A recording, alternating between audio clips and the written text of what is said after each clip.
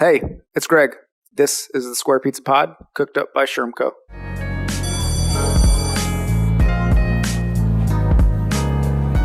Like, what'd you have for breakfast today, Mr. Frank? Today I had eggs, oatmeal, a boiled egg, and toast. It's a pretty good hearty breakfast there. Yeah. You a big breakfast guy? Is that consistent? I usually have eggs every day. So Okay. Yeah. What about you? You go eggs or egg whites? Definitely the entire egg. Yeah. No shame. Nope. No shame. I usually don't do breakfast, if I'm going to be very honest with you. Usually just like rushing to get from one thing to the next. However, I have started this like eating oats in the morning. Mhm. And I think they're just like semi-fancy oatmeal, but still good, and it keeps, and I usually don't finish it, so then I can get like two breakfasts, one day on a Tuesday, one day on a Wednesday, and it helps me with my efficiency and some of my other type A issues I have going on. I gotcha. Breakfast is the most important meal of the day, so they say. That's what they tell me. I know, so I might need to reconsider. So I might need to reconsider some of my choices, but that's a longer podcast episode, and luckily I'm not the guest today. And Nehemiah, you're coming from Atlanta, is that right? Yeah, so I am. I live in the Atlanta metro area. I'm originally from Tulsa, Oklahoma. Yep. And how are things going in Atlanta today? The sky is pretty nice, and it's sunny, and it's not raining, and the weather is pretty warm, so I think it's a nice day. It's perfect. And I think this original connection we made before we get deeper into you was from the wonderful Jason B. Allen, who was previously on the Square Pizza Pod, episode number 77 for our listening friends out there. Wow. But curious how you know the one and only Mr. Jason B. Allen. Yeah, so Jason and I, we are both in the education activism space. We met through a company or an organization, nonprofit called Education Post a few years back. And then after, that kind of ended, I started working with the National Parents Union as a parent advocate, and I figured, this would be a good chance to pull him over because he's always going hard for parents. So I recruited him over to the National Parents Union, where he now works full time. That's incredible. Yeah, we really enjoyed getting to know him and follow him along the way as well. And so I saw that transition he made, and we follow NPU through some of the work we do on the family empowerment side, and we're fans of them and you all before, and now that Jason joining everything else, pretty incredible as well. Yeah. So Nehemiah, we want to spend a lot of time talking about the incredible work you and your team are doing at the Black Wall Street Times, but if we could start even before that, can you just tell the listening community kind of who you are, what brings you to this work? Yeah, so I am Nehemiah Frank, founder, editor-in-chief of the Black Wall Street Times, proud Greenwood descendant of families that survived the 1921 Tulsa Race Massacre. And prior to running the Black Wall Street Times, I was a full-time teacher and an assistant principal at a school in Tulsa. And what got you into education? I always kind of had, I think I've always kind of wanted to be a teacher. Same thing with journalism. I didn't think that my path would actually fall into it because that's not what I majored in when I was in college. I majored in political science, but it kind of panned out pretty well because I have to write a lot while I run the Black Wall Street Times, and I had to become very meticulous when it came to editing students' papers. Yep. So, yeah. What did you happen to teach? English? So I taught English for a while, but I also taught fifth grade. And in fifth grade, you have to teach everything. So very true. Yeah. That's great. And for some of the people, unfortunately, out there don't know much about the Tulsa massacres and what happened in 1921. I know that's so much of what your work does to uplift it. So if you don't mind, just maybe sharing as much as you want or as little as you want to bring some of the listening audience up to speed about what happened in 1921. Yeah. So on the eve of May 31st, a young Black man was accused of assaulting a white girl in an elevator. They were both teenagers, by the way. And the white girl, her name is Sarah Page. She never pressed charges, by the way, against Dick Rowland, um, who was accused of assaulting her. And back then, if you're a black guy, even looking at a white woman could get you killed. You think about Emmett Till, um, you know, simply whistling at a white woman ended his life. And so that was kind of the situation in Tulsa. It was a mob that formed after journalism slipped into the local paper saying "nab Negro" for assaulting a white girl. The next thing you know, in a nutshell, a mob of 10,000 white men are ascending into Greenwood across the Frisco Railroad tracks, which is the line of demarcation, racial demarcation in Tulsa. And they essentially burnt the entire community, dubbed the Black Wall Street, to the ground. And they did that within 18 hours. And so much of your work, even before the Black Wall Street times, but now is using that and creating that platform to tell those stories, and others focused on equity and civil rights in current day America. Is that fair? That is absolutely fair. And can you maybe walk us through a little bit like that progress from being a teacher and assistant principal to launching this really successful publication? Yeah. So while teaching, which is already a more than a full-time job, right? You're going home and you're still working. Yes. The summertime, you're working. On the weekends, you're working. So you don't really, have a life. I'm a little crazy. I like to work a lot. And I saw that there was this disparity in local reporting when it came to our stories as African-American people. And then also, if you look at the Trump era, you kind of learn that the media is a powerful place. And if you can get your hands on a media company, or you could be a social influencer, you may actually be able to affect policy, or maybe even affect critical movements that need to happen in your community. You could civically get people to be more civically engaged through mobilizing them. And so that's pretty much what happened with the Black Wall Street Times. At first, when I put it together, I didn't quite see it that way. But little did I know, I was standing in front of a waterfall, and now, I feel like I'm kind of on top of it, looking down like, wow, we did all of that in a span of 6 years. Wow. Yeah, certainly something to be proud of, right? Just starting it, leading that work, and one founder to another, knowing how much it takes day by day, to your point, and then eventually looking down and just pausing at one point and not working for one Saturday or Sunday to understand how far you've come is pretty remarkable. Yeah, thank you. And the work is so strong, and I want to go deep on a few articles, but what really stuck out as we were learning more about you, the tagline, right, of the Black Wall Street Times, access is the new civil rights, and really a powerful statement. I think I know what that means from my work in education, but wouldn't want to presume, but curious why you guys felt so strongly about that as the tagline and how that reflects the work you all do at the Black Wall Street Times. Yeah. So, I think that information is powerful, first of all, right? And those who don't have it can miss out on opportunities to mobilize economically, right? Or perhaps critical information about their health. If they don't have access to what's going on at the local school board, then they don't have a voice in what's taking place. And so we wanted to make sure that the Black Wall Street Times was free and accessible for everyone.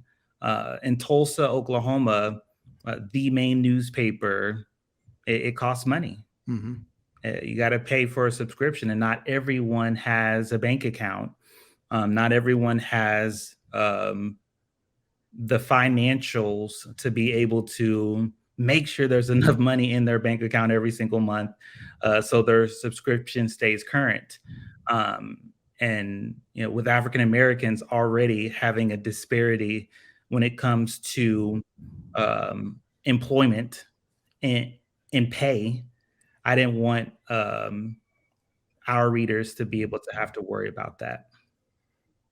Yep, that's really powerful. And I know it's, I think, a national scope, obviously, if not international, from our history, but some of the work continues to focus in Tulsa, specifically given the education system and some of the challenges happening in Tulsa. Is that correct? That is absolutely correct. Yeah. What sort of changes, and I know you guys have seen a number of remarkable things as a result of the work, curious whether it's in Tulsa or elsewhere, some of the outcomes you all have seen from the powerful information you're putting out through the platform. Well, I would definitely say that because the centennial, which marked 100 years since the 1921 Tulsa Race Massacre, and maybe just a few months up to the centennial, which was May 2021, I would say that we were pretty local at the time. You have a few Hollywood movies come out. You have The Watchmen, HBO's The Watchmen, Lovecraft Country, which they expose this what was supposed to be swept under the rug story of what took place in Tulsa, of this angry mob coming in and killing all of these Black people and burning down their businesses. And a lot of people were just like, oh, I didn't even know that this happened. And so once that happened, that's when we started kind of getting more people from around the country to start focusing on our work. People started subscribing. I think we got like 25,000 subscribers in like a week's time, which is insane. We didn't have to wait for them, which is amazing. Good for you. And so I kind of felt this responsibility to not just report on what's happening in Tulsa, but to report on what's happening beyond. I believe that everyone should have access to a platform to elevate the issues that are happening in their communities. So now the Black Wall Street Times is become this national news publication. So we went from local, with me just investing $300 into this little local blog to, I was on a White House call earlier today with, Mayor Keisha Lance Bottoms and some other people that work for the Biden administration. Wow, it's incredible. And we still got you to join the Square Pizza Pod. I don't know if we deserve that. Regarding what the president's going to be talking about during the State of the Union address. Wow. Yeah. Are you at liberty to give us any insights about what you learned on that call? Well, we put out an article today. Okay. Yeah. So, readers are free to go there and check it out. And or anything like that. So perfect. Yeah, we can share that in the show notes. Absolutely. Well, that's incredible. And so much of that access is critical. And I think, calling out one, if not two articles, fairly recently, the article you guys put out focusing on the College Board defending AP African American Studies course. I think this caught wave in Florida, but so many other states are wrestling with this now as well. And I want to ask you to share more about the article, but what I appreciated was, one, your guys' perspective on it, which, the truth and the honesty, but also as a former teacher, the clarity in which you broke down the different units to really lift up what is actually in the curriculum and what is not. From my understanding, likely dispelling any false myths that could permeate by somebody just saying this is what it is without actually going deep into it, which I think that misinformation is unfortunate in our current times. Right. But I really appreciate the level of writing that detail. I'm curious if you want to share, add on more about that piece that you guys put out. Yeah, there's been a lot of, I think a lot of negative publicity around the College Board's new recent revision of the AP curriculum.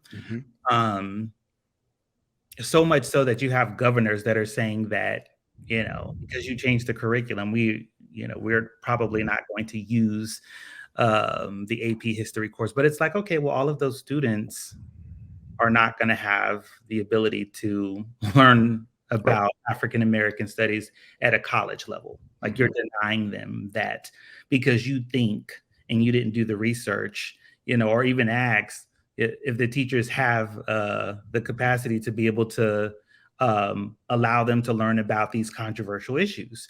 And so the way that it was written, we were able to get our hands on the first pilot curriculum that came out last year, and the new revision.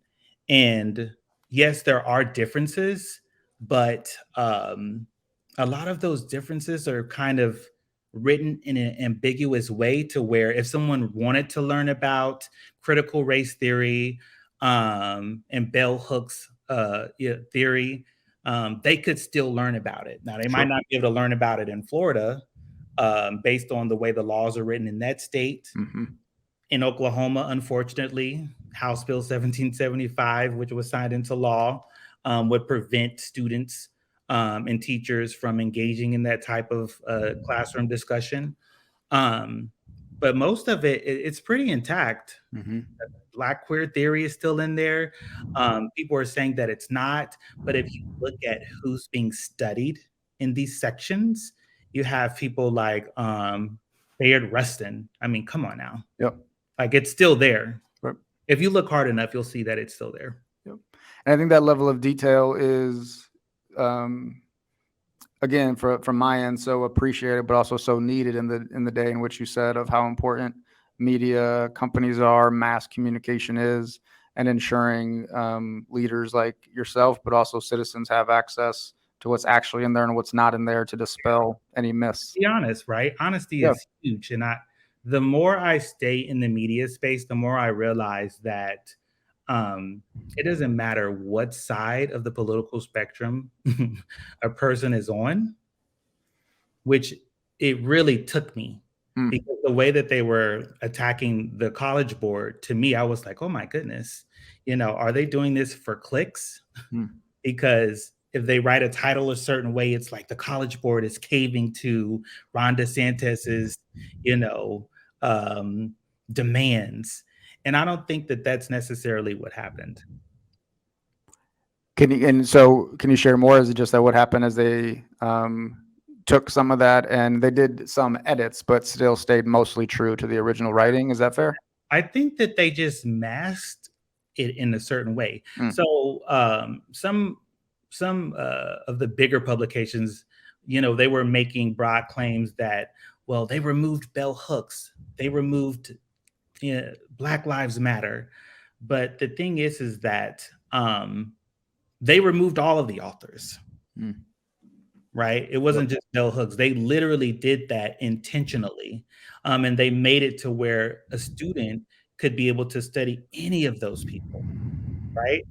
And I think that's key information that a lot of people don't have. Even governors don't have that key information.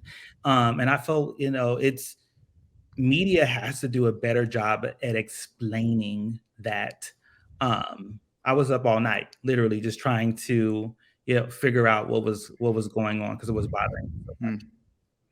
Yeah, that's a good point. If you don't mind sharing more, like how do you push your team to continue to kind of toe the line of honesty and clarity, and also other leaders in the space that maybe are on the same aisle or different aisle as you to make sure they're holding true to honesty with the privilege that you guys have around reporting? Well, I would definitely say it's difficult.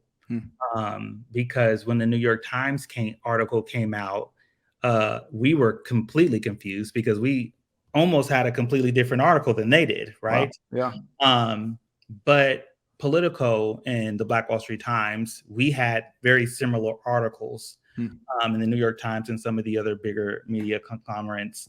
They had a different version of what they saw. So, yeah, this is super interesting. But to be compared to Politico and hear from the College Board, well, your publication and Politico got it right. I think that's pretty cool. So. It is. That speaks, I think, to your work and your focus on honesty, but also the whole tagline around not just access, but access to materials and information that are right and just. Right. And you also kind of still related to your writing, but separately a little bit from the Black Wall Street Times. pretty powerful article put out on the Kauffman Foundation on their website as well, focused on investing in Black founders, and love the information you put in about O.W. Gurley and his work in the community as well. To really, I think what you said could be considered the first Black venture capitalist, maybe on record, right, in history, at least in America. Can you share more about that? So since getting into this whole raising capital stage, like the Black Wall Street Times is not a nonprofit. We're a for-profit organization with hopes of raising capital to be able to expand our news efforts. Maybe the same size as the Root and the Grail, or maybe even bigger, right? Yep. But yeah, I learned a lot about this venture capital space and found that Black founders aren't being invested in at the same rates. And it's the American motif, right? When it comes to Black people, there's always some disparity whenever you're looking at data. And so expectedly, we see that Black founders aren't having the same rates of success when it comes to raising capital for their businesses. And hopefully articles like that, but at groups like Kauffman and others, are helping increase and diversify that funding to more Black founders across the country. Is that right? Yeah, absolutely. I know that Google has an initiative around funding Black and minority-owned businesses, even those in the LGBTQIA+ community. And I'm hoping that we continue to see more of that. That's the culture I hope that America's business community continues to explore. Yeah, we've been fortunate to have leaders like Aaron Walker of Camelback on the podcast, and I know that's a lot of what their work is focused on. We're familiar with Echoing Green and some of their work as well, and so that I think we'd all probably agree it's not enough, but I really appreciate their work and their leadership for what they're doing to help increase that funding. Yeah. And Jason, your friend, submitted a guest question. Actually, a little bit of a tough one, but I think you can probably handle it if that's cool with you. Yeah, let's see what he said. So Jason B. Allen asked if you could just talk more about what you've seen in your experience regarding the connection between foundations and funders supporting nonprofits who are doing the actual work on the ground day by day. So I will say that not all foundations, right? Because there's this whole philanthropic industrial complex that's going on. Mm-hmm. And there are a lot of wrong things that are happening. But I feel like there's a change. And I would say like the change started probably during the summer of 2020, right? When George Floyd was murdered on live television. That people realized that, you know what, maybe those who are the closest to the issues need to have more autonomy, or maybe even full autonomy when it comes to solving those issues. In the past, you have the philanthropic community getting in the way, right? Thinking that they know best because they have these elite educations. But I've noticed that there's been a change, and at least in my community in Tulsa, it seems like a lot of the two biggest philanthropic foundations are doing a better job at listening to the local leaders and investing in their missions. And can you offer maybe one or two practices, things they are doing or maybe should be doing that you've seen across the country to do a better job of listening and engaging and funding community members that are closest to the problem, most proximate to the problem? Yeah, I would say those, who have the track records. If I could speak directly to funders, I would say if and you can do your research, right? You don't want to just blindly write a check and be like, here, go do something great with it. But if you see, like I'll name the Terrence Crutcher Foundation in Tulsa. Before there was any type of funding, they were already doing the work. So you know that if you give them the funding, that it's going to produce results. Sure. That's true with the Black Wall Street Times too. People were like, "Oh, he's writing about these big issues and he doesn't have any funding whatsoever." He's really passionate and really cares and consistent, right?